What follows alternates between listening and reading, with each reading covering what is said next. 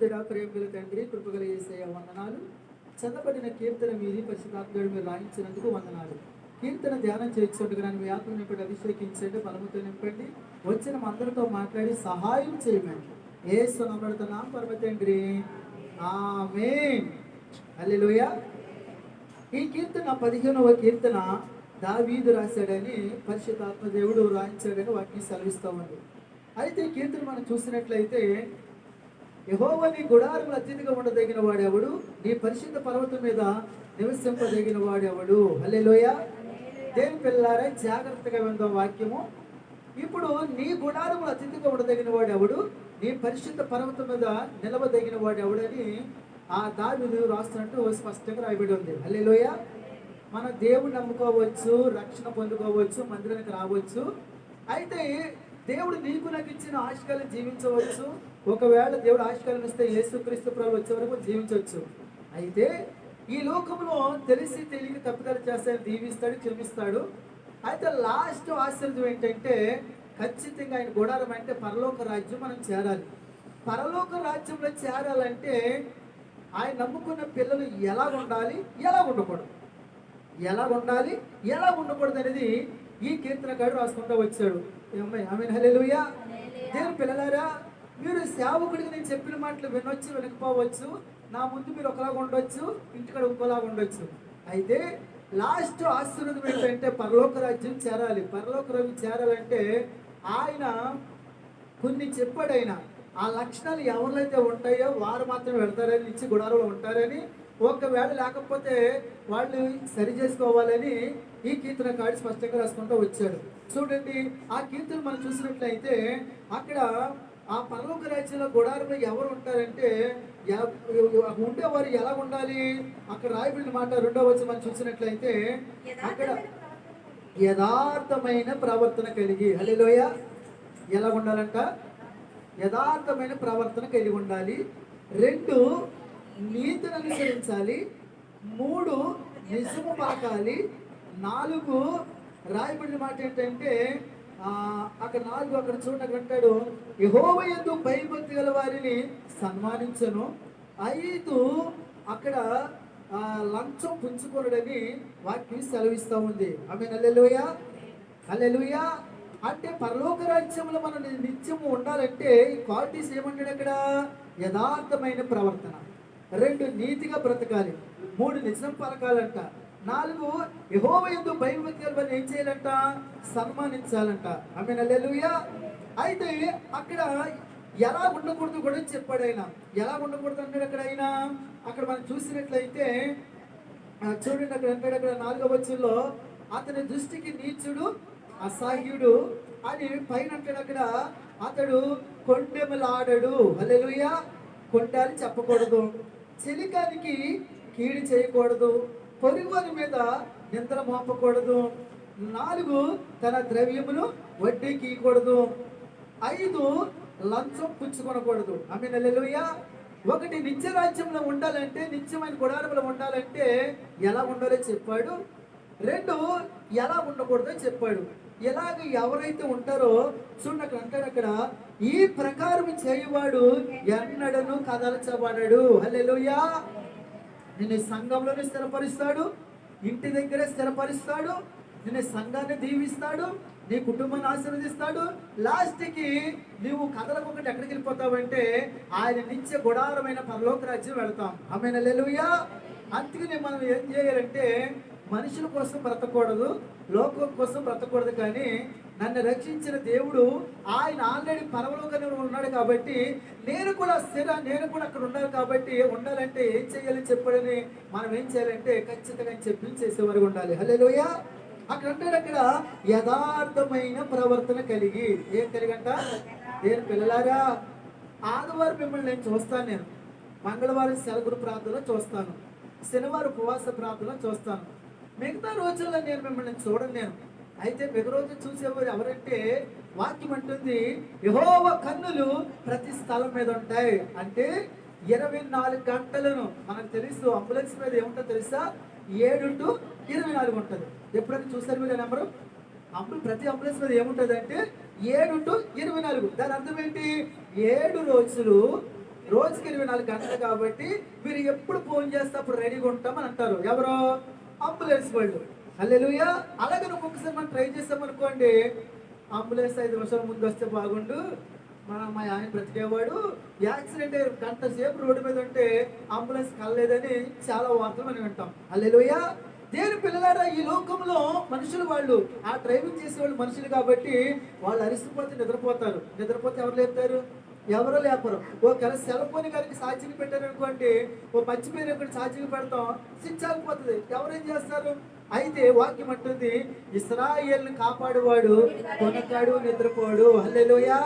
మన దేవుడు ఏం చేస్తాడంటే 24 గంటల కన్నులు మన మీదే ఉంటాయి. అయితే మనం చేసిన పని ఏంటంటే మందిరంలో జాగ్రత్తగా ఉండాలి, మందిరంలో భక్తుల్లాగా ఉండాలి. మందిరంలో మనం జాగ్రత్తగా ఉంటే సరిపోతుంది అనుకోని చాలా మంది ఏం చేస్తారంటే మందిరంలో ఒకలాగా ఉంటారు. హల్లెలూయా. 2 ఇంటికి ఇంకోలాగా ఉంటారు. 3 పని చేసేవాడు ఇంకోలాగా ఉంటారు. ఈ 3 రకాల చోట దేవుడు మిమ్మల్ని చూస్తాడు. చూసినప్పుడు ఆయన ఏమనుకుంటాడంటే నా పిల్లలు 3 రకాల స్థలాలు 3 రకాలుగా ఉన్నారు, వీళ్ళలో యథార్థత లేదు కదని దేవుడికి తెలుసా, రేపొద్దున నిత్య గుడారమైన పరలోక రాజ్యానికి మనం తీసుకెళ్లే అవకాశము లేదు. హల్లెలూయా. అక్కడ 2 నీతిని అనుసరించాలి. ఈ లోకంలో బ్రతికినప్పుడు ఎలా బ్రతకాలంటే లోక సామెత ఒకటి ఉంది, నువ్వు బ్రతుకుతున్నావు చెప్పాలి, మళ్ళీ ఏమంటారు అమ్మా చెప్పాలి, నువ్వు బ్రతుకుతున్నావు రోడ్డు మీద అని కుక్కతో పోలిస్తారు. అంటే దాని అర్థం ఏంటి?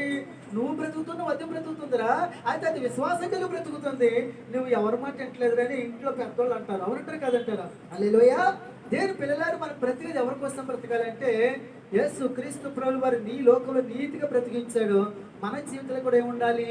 నీతిగా బ్రతకాలి. ఆమేన్. హల్లెలూయా. 3 మనం చూసినట్లయితే హృదయపూర్వకముగా నిజము పలుకువాడే. హల్లెలూయా.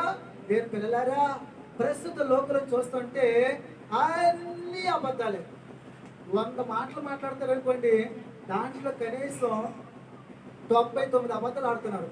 ఎందుకు అబద్ధాలు ఆడతారంటే మోసం.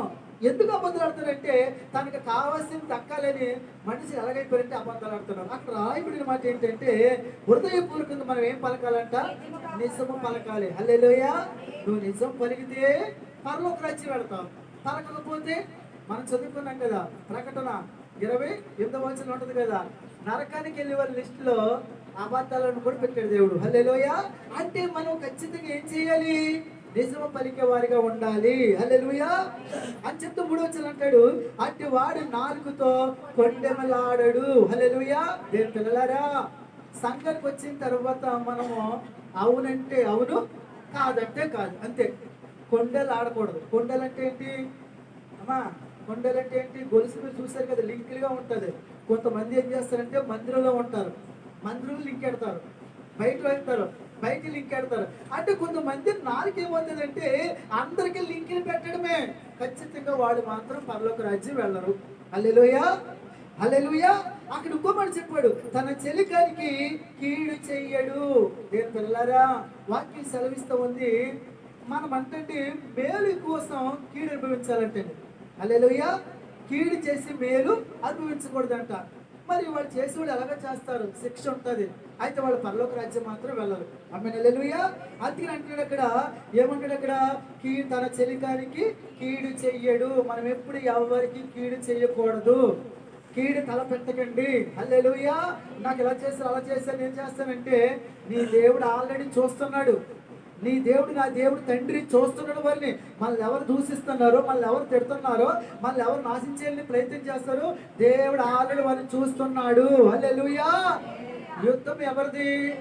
దేవుడిది, మనది కాదండి. ఆమేన్. హల్లెలూయా.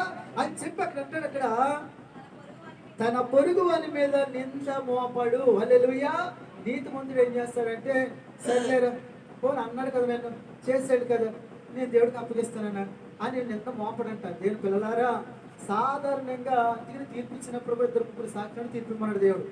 ఎవరి మీద నిందలు మోపకండి. హల్లెలూయా. మ్యాక్సిమం వాక్యం సెలవిస్తూ ఉంది, ప్రేమించేవాడంట తప్పుదాలు దాచిపెడతాడని వాక్యం అంటుంది. హల్లెలూయా. కాబట్టి మన ఇంట్లో ఎవరు తప్పు చేశారనుకోండి, గంప కింద కోడిలా తప్పేస్తాం మనం. అవునంటారు కదంటారా? అదే పక్కవాడు కనుక ఆవిడ చేయలేదు, కానీ ఏదో వార్త వినిపించింది, వెంటనే 10 మందికి చెప్పాం మనం. అవునంటారా కాదంటారా? మరి ఏం చేస్తాం మనం? నిందలు మోపం. నిందలు మోపకూడదండి. అవునా కాదా? అవునా కాదా? లాస్ట్కి వస్తే తీర్పు వస్తుంది. ఆ తీర్పు వచ్చిన తర్వాత అవునా సరే పాపం ఏదో చేసండి మనం క్షమించి మనం వాళ్ళ కోసం ప్రార్థన చేయాలి. హల్లెలూయా. నిందలు మోపేది ఎవడంటే సాతానుగాడు. హల్లెలూయా. నిందలు మోపేది ఎవరమ్మా? సాతానుగాడు. మన దేవుని పిల్లలమా సాతాను పిల్లలమా? చెప్పండి. మీరు దేవుని పిల్లలా సాతాను పిల్లలా? దేవుని పిల్లలు అన్నవాడు దేవుని స్తోత్రాలు చెప్పండి. హల్లెలూయా. పోనీ సాతాను పిల్లలు అన్నవాడు కూడా దేవుని స్తోత్రాలు చెప్పండి. అబ్బా మీరు బాగా వింటున్నారు కదమ్మా, అర్థమైపోయింది. మీ దేవుని పిల్లలు మీరు. మరి ఏం చెయ్యాలి? నిందలు మోపకూడదు, క్షమించే గుణం ఉండాలి. తండ్రి మీరేమి చేయించున్నారో వీరెరుగురు. నేను పిల్లలారా మనం ఏమనుకుంటామంటే వాళ్ళు నిందలు మోపుతున్నారు, కొంటుములాడుతున్నారు, మనం క్షమించదు అనుకుంటాం, కానీ వాస్తవం వాళ్ళకి తెలియదు. ఎందుకంటే వాళ్ళు ఎవరుంటారంటే అపవాది. ఆమేన్ హల్లెలూయా అని చెప్తాడు అక్కడ.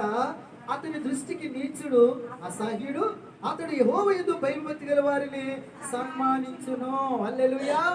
నేను పిల్లలారా ఎవరైతే దేవుడు యందు భయభక్తి కలిగి ఉంటారో వాళ్ళు మనం ఏం చేయాలంటే సన్మానించాలి. ఏం చేయాలమ్మా? సన్మానించాలి. అయితే లోపల ఎవరు సన్మానిస్తారో తెలుసా? చూస్తాం కదా, మధ్యకాలంలోను చూస్తాం కదా, వాళ్ళకి 4 రూపాయలు ఉంటే చాలు, వాళ్ళకి వెనక పలుకుడు ఉంటే చాలు, వాళ్ళు ఏం చేయకపోయినా చెడ్డ పనులు చేసినా వాళ్ళని కూర్చోబెట్టి సన్మానం చేస్తూ ఉంటారు. లోకం అది. అయితే మనం అంటే ఎవరిని సన్మానం చేయాలంట? ఎవరైతే దేవుడి యందు భయము భక్తి కలిగి ఉంటారో వారు మనం ఏం చేయాలంట? సన్మానం చేయాలి. హల్లెలూయా. హల్లెలూయా. అంటే సన్మానం అంటే ఏంటి? సాల్వ్ వేసి కప్పడమా? కాదు. భయము భక్తి గల వారికి కొన్ని కష్టాలని సోదరులు ఇబ్బందులు వచ్చినప్పుడు నీకు తెలిసినప్పుడు ఏం చేయాలి? వారిని ఆదుకోవాలి, వారికి సహాయం చేయాలి. ఎందుకనంటే వారు భయభక్తి కలిగి ఉన్నారు, వారి జీవితంలో కొన్ని కష్టాలు వచ్చినాయి కాబట్టి దేవుని నమ్ముకున్న బిడ్డగా నువ్వు చేసిన పని ఏంటి? వారికి సహాయం అందించేవారిగా ఉండాలి. హల్లెలూయా. హల్లెలూయా అని చెప్తాడు. అతడు ప్రమాణం చేయగా నష్టము కలిగిన మాట తప్పడు. హల్లెలూయా. ఎవరంటండి? నీతిమంతుడు మాట ఇస్తాడంటండి, కానీ మాట ఇచ్చేటప్పటికి అతని జీవితం బాగోలేదు అనుకోండి, అతనికే నష్టం వచ్చింది అనుకోండి, అతను మాట తప్పడంట. అయ్యో నాకు నష్టమైనా పర్లేదు, నేను మాట ఇచ్చాను కాబట్టి మాట నెరవేరుస్తాను. హల్లెలూయా. ఎందుకంటే అతడు నీతిమంతుడైనా. ఆమేన్ హల్లెలూయా. అది మనందరికీ బాగా తెలుసు. బరబ్బ బందిపోటు దొంగ. బరబ్బ ఎవరు? బందిపోటు దొంగ. ఇప్పుడు యేసుని కలిసి ఏమన్నాడంటే నాతో నువ్వు చేతులు కలిపితే కనుక అని అన్నాడు. అప్పుడు యేసు ఏమన్నాడు? నీతో నేను చేతులు కలపను, కానీ నీ కోసము నా ప్రాణం పెడతానని చెప్పాడు ఆయన. హల్లెలూయా. అప్పుడు జైల్లోకి వెళ్ళిన తర్వాత బరబ్బకి కబురు వచ్చింది, నీకు విడుదల ప్రకటించే ప్రభుత్వం అని అన్నారు. నాకు విడుదల? నేను గజ దొంగని కదా, నేను హత్య చేసేవాడిని కదా అంటే నేను లేదు యేసుక్రీస్తు ప్రభుల వారి సిలువేయమన్నారు, నిన్ను విడుదల చేయమన్నారు. కానీ ఆ బరబ్బకి ఆ మాట గుర్తొచ్చిందంట. ఏమాట? నీ కోసము నా ప్రాణం పెడతాను. ఆమేన్ హల్లెలూయా. వాస్తవంగా నిలబడి ఏమనాలి? నేను నీతిమంతుడే అనాలి, అనలేదు. అయితే ఆయన ఆల్రెడీ మాట ఇచ్చాడు. ఏమైనా బరబ్బకి మాట ఇచ్చాడు, నా కోసం నీ కోసము నా ప్రాణం పెడతాను. ఆమేన్ హల్లెలూయా. నేను పిల్లలారా దేవుడు నమ్ముకున్న పిల్లలు మనం ఎవరికైనా మాట ఇచ్చామనుకోండి, జాగ్రత్తగా వినండి. మాట ఇచ్చామనుకోండి, ఆ మాట నెరవేర్చేటప్పటికి ఆ స్థితిని లేకపోవచ్చు. ఒకవేళ ఉదాహరణకి డబ్బులు ఇస్తాం అన్నాం అనుకోండి,